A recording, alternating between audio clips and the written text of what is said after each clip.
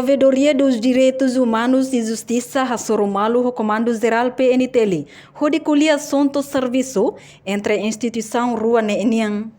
Sexta-feira, Lourenço Recém Lima, fulan dezembro, Provedoria dos Direitos Humanos na Justiça, Virgílio da Silva Guterres Lamucan, halau visita ao Comando Geral Caicoli dele.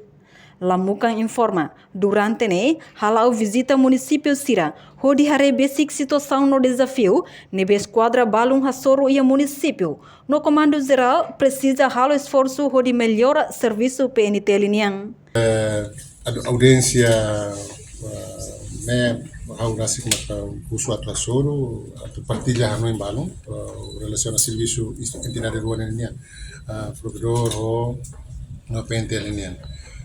O mai atau assunto to informação quando vai saída ma provedor reta ma ir visita para município Sira sobre comando PNTL do município e a UPF fronteira quando vai condição PNTL nian atau partida comando atau comando mas esforço com o Ministério Tutela atau hadiah melhora condição serviço polícia nian.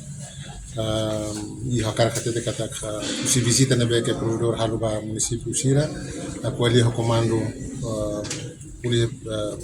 Enquanto Comandante-Geral Comissário Henrique da Costa aprecia a observação nebe macpede hagazota halo iha terreno liu bahare basic condição esquadra Sira iha base.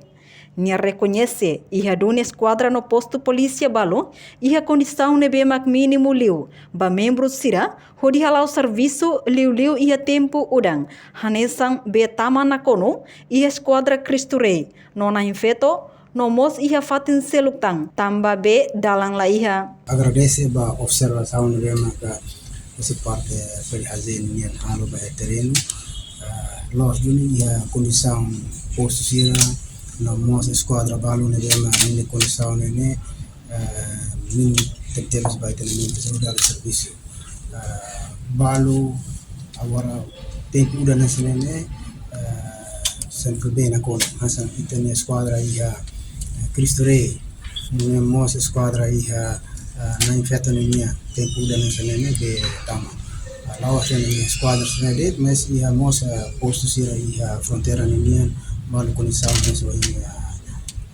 pulau direitos humanos atau kata balu air la iha balu dalam la iha balu udan tama Liga de Orçamento Geral do Estado 2024 nian iha kosi full infraestrutura nian no Ministério do Interior hatamo. Reportagem Melania Conceição, Televisão Timor-Poste. Janela informação ba emahoto. Atu hatena informação atual diagliu kita halua. Haneha botão subscribe, like, halo comentário no faixa do media social hoto.